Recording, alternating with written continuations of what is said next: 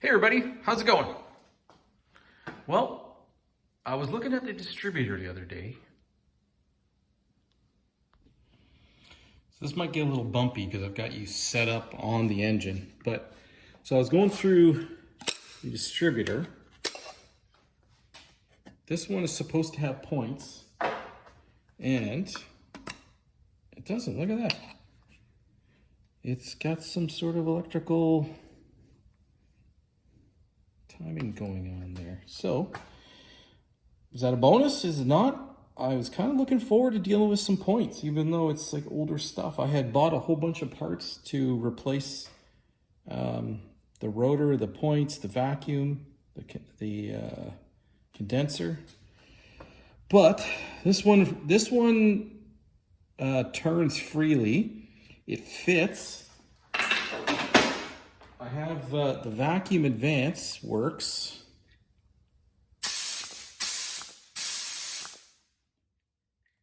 So I can't think of a reason not to use it. It's ready to go. It's in there. So I think that's what I'm going to leave in, because this one over here is completely seized up. And I'm not sure if it's the right part. I was looking through my parts manual. It looks, it's slightly different. It's a Autolite unit, Chrysler Corp. Again, probably on a later engine. It has the points in there, everything I was going to replace, looking forward to doing. But like I said, it was seized and it doesn't have the correct base plate, so I am going to leave the other guy on there for now and push forward. All right, over to the floor. What a mess, eh? There's lots to do in there. Probably the one piece I'm most hesitant to start because I'm afraid of making a mistake, and I'm not a welder. I want to weld. I'm looking forward to it, but on the other side, I'm a little bit hesitant to start. But what I've been doing is cutting my teeth with the welder here. I made something for my son. I made that guy. So I know it's kind of funny, but using the plasma torch, I cut out his hands and his head. I used the cutting wheel, flap disc to cut out his arms and legs and his body, sand him. I was practicing using the welder, the 180 MIG pack, because like I said, I'm not a welder, so there's little things I had to figure out, like wire speed and voltage to put through it. The setup is 0.035 wire on there. The gas at the back is an argon carbon dioxide mix. I've got it running at about 30 cubic feet per hour. Is that what it is? CFH? Using everything on here, the right gas flow, the right method, settings. So 0.035, there's the thickness of the metal, 3C, I had that set. But it was good to try it out on that little stick figure because I could definitely learn when the wire was going too fast or too slow, not enough voltage. So just fine tuning. And what it did is it gave me some confidence to start working on the other guy over here, or sort of the car. And I think I'm gonna get at it. Once I get going, I don't think it's going to be that difficult. The TIG, I had someone come over and help me figure out how to do some aluminum welding. Should that come up? That's fun. Just getting better and better. Slowly. Still definitely an amateur. But really, it's just a floor, right? It's going to be covered with seam sealer, paint, carpeting. No one's going to see it. And as long as it's structurally good, we'll be fine. I've been slowly picking away at this. So what I did is I put the pan in the hole that I had, existing hole that I had it. Used Sharpie, drew a line around it. I've been cutting with the cutoff wheel and the angle grinder just below the line, all the way around. A little tough back here because it was connected to another piece of sheet metal on the bottom that's, again, on the subframe. Spot welds I have found every 2 inches, so use the drill to get those out. Been making steady progress yesterday. Just got to take this slip off here today. Let's see if we can get some welding done. There's the seat bracket and the piece that I've got to tie into there, and then possibly get this floor in after. That one's just sitting in the hole right now. Looks like it was pounded into submission by the previous owner. But basic hand tools for this kind of stuff. After I exposed the subframe, I was using Evapo-Rust with the paintbrush here. And I just dabbed it on there last night, like it comes saw. And overnight, you know, it's been doing its job. It dries up, but it looks like it's turning the rust into, it's turning black. I think that's a good thing. I'll hit it with the wire wheel one more time, clean it up. And just before I close it up, I'll throw some rust paint in there. I'll just spray it all on the inside. And then hopefully get to some stitch welding. Chose to go with, I think I mentioned before I was going to use a lap joint. Just okay, it's a floor, it's a Valiant, but I decided to take a little bit extra time and try to get a butt joint to work. And I think if I support the pan from underneath and just take my time, I think I'll be able to get that. So I'm gonna keep working. We'll see how it goes on the side. I'll bring you back after. Okay, kind of got sidetracked. I've been slowly removing the seam sealer. So that's that stuff over there. You can see where the sheets of metal overlap here. The seam sealer is used. It's not fully welded, it's just spot welded every couple inches. So I got sidetracked and started removing all that. Mainly because I was working over here to get that piece off, which is off now, and it's ready to weld up right along there, but there was a lot of seam sealer in there. And I've been working all the way up to the front of the floor there. Couple tools I found invaluable. Well, the wire brush on the angle grinder works well, but before that, I've been using some painting tools. So I think this is like an A-in-1 tool for painting, but it's got a good hefty blade. And it is perfect for, let me see if I can set you up here and you can see it, for getting it here and just pulling it away, and even good for coming from up top. And it's pretty old and brittle stuff, so it needs to be replaced anyway. And then I've been using this tool, another scraper, same brand, like Richards thing from painting, to get right in the corner there and get in the odd angles. It works well for that. So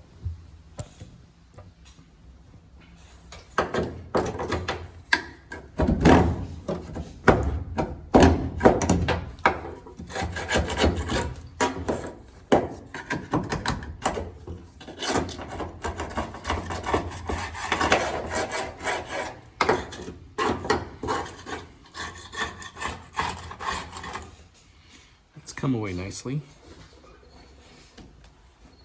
This might be a good spot to drill out there and put the new pan in, but I don't know if I have the edge on the pan all the way here. I think I do.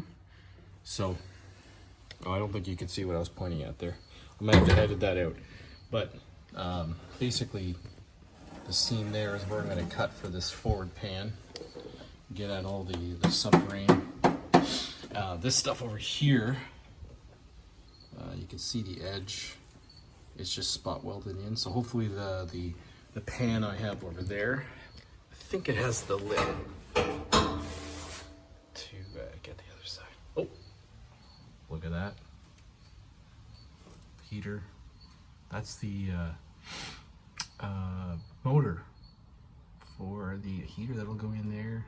And then all the stuff I've got to get into back there. Anyway, I'm getting sidetracked again. That happens a lot. Point is to get the pan, this all cleaned up, painted underneath, and get to the welding. But I'm still in the process of sanding the edges. I was working along here with the sander, get all the rust and paint off, ready for welding. So I'm gonna continue doing that. I've been using the wire wheel to get everything cleaned up. Looks like it's working out pretty good. I've got a couple of knotted ones here, but those might be a bit too aggressive. I might try them out later, but here's how it's going with the fit. So I'm pretty good around there, happy with that. Pretty good there. The cut right here wasn't that good, so I'm gonna take that little nip off there and bring that up a bit. Little off here due to the corner. Everything back here looks pretty good. These pieces here will have to be, I have to bang them down, maybe cut that lip off, push this stuff in.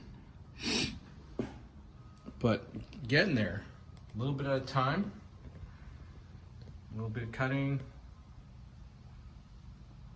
checking it out. Oh, those magnets aren't really holding anything. I've got a paint can and a jack underneath, I'm pushing it up. But, oh, before I weld, I'm gonna clean that pan up with the wire wheel. Don't worry. So, I just use some tin snips here to take off a little bit of an edge that was protruding. That was done. Next is that piece right there. So just a little bit of an overlap.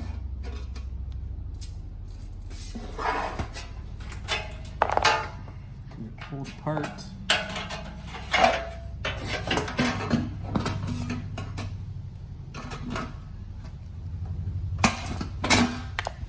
There. Forget what has to happen here. I think I've got to bang these in and out. I took the snips on there.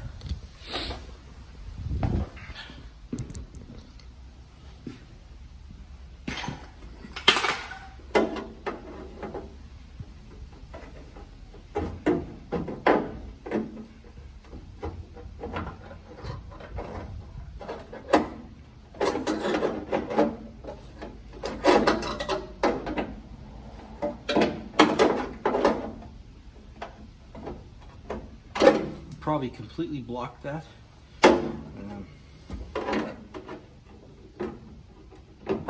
Not much effort required at all to cut that. Try that out.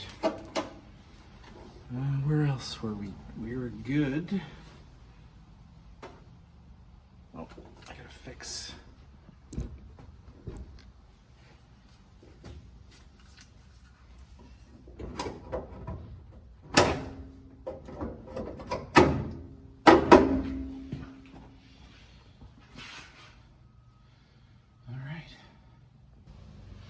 Few more modifications required. Gotta bring that up a little bit. That in as well. I've got to cut off the top part of here. push that out a bit, and I've got to push that in and deal with this little bit of piece I couldn't get off with the cutoff wheel. But overall, I think it's coming together. Almost ready. Before I weld it in, I'm gonna clean up those relief cuts that were made. I'm going to weld those closed before I weld the pan in, but it's almost ready. Okay, got the relief cuts in the pan welded up. So one was there. Not the greatest, but still learning to weld, getting better. All right, so that's ready to go in. As I was preparing the area, this area kind of opened up a bit on me. I was just going to weld those closed, just to build a weld up and then sand it down, but it broke open even more. So now I'm going to cut it out and use the old pan right there to cut it out of there. See if I can do a little bit of a skin graft. Okay, there's the hole cut out. Just use the grinder, handle grinder with a metal cutoff wheel, which is up here. Took a piece of paper, placed it on the outer edge and just pressed in to the edges to get a little bit of a template. You can see one forming there, the darker colors. That's right there. Transfer it to the metal. The dashed lines represent the area where I'm gonna cut it, and that's gonna help me bend it over that radius. I'm gonna just use more material and be able to sort of by hand get the right radius on there. So that's the next step. Okay, after lots of manipulation with pliers and a socket and a hammer, got the piece in there and almost have the radius correct. Start stitch welding it. We'll see how it looks.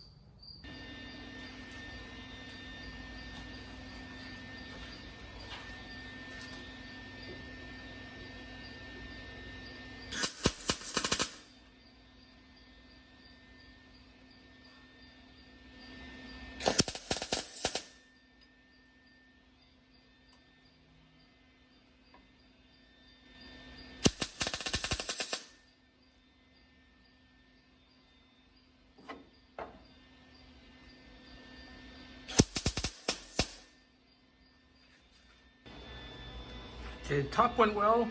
Getting a little bit of blow by underneath, and I've got the welder set to the lowest voltage. So I'm going to put a piece of aluminum behind that as I weld, and hopefully that'll help the blow by and finish this part up.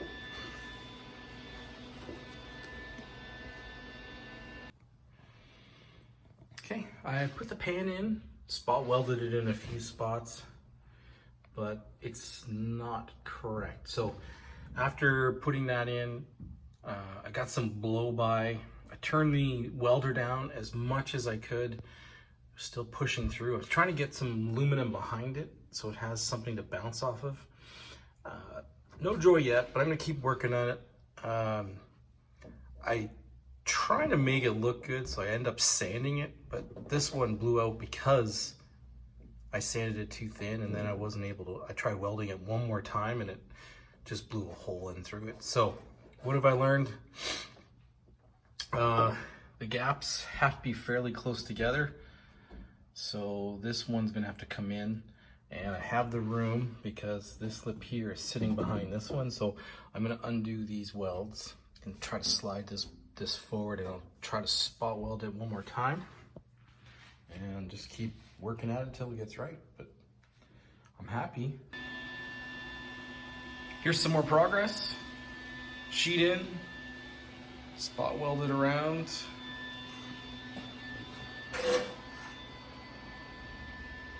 Got some problem areas I don't know what I'm gonna do with yet. Mainly that corner. Well, we'll get there later.